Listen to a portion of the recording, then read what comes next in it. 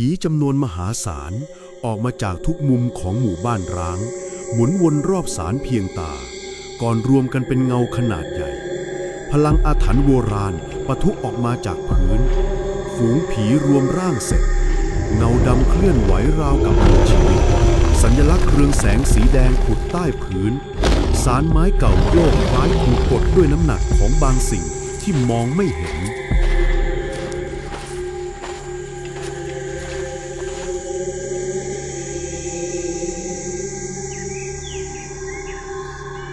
ลมเย็นแรกของยามค่ำเริ่มพัดมาชาย3 คนเดินเข้ามาในหมู่บ้านด้วยความคึกขนองทั้ง3หัวเราะเบาๆเหมือนอยากลองของกับสถานที่ต้องคำสาปแห่งนี้ก่อนที่สายตาจะสะดุดเข้ากับศาลเพียงตาเก่าแก่ซึ่งตั้งอยู่กลางลานที่ปกคลุมด้วยเถาวัลย์ค่ำคืนต่อมานัสเดินเข้าหมู่บ้านด้วยใบหน้าเปื้อนเหงื่อและความกังวลเธอพนมมือไหว้ศาลเพียงตาหัวใจเต้นระส่ำขอให้หนูเจอพี่ชายด้วยเถอะค่ะ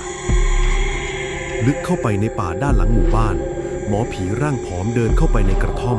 กำลังเตรียมทำพิธีประเพณีของหมู่บ้านเขาเริ่มจุดเทียนเรียงเป็นวงตามพิธีกรรมเขาทำสมาธิเพื่อเริ่มเข้าพิธีเขาเริ่มท่องคาถาเสียงต่ำชายทั้ง3ที่หายตัวไปกำลังซุ่มดูอยู่หลังพุ่มไม้ดวงตาเบิกกว้างทั้ง3คิดว่ามันเป็นแค่พิธีหลอกๆตัดกลับมาที่นัสเธอเดินมาถึงลานกว้างอีกแห่งหนึ่งและหัวใจแทบหยุดเต้นเมื่อเห็นรูปปั้นดินเหนียวสูงเท่าคนจริง3 ตัวตั้งอยู่เรียงกันตรงหน้าศาลเพียงตา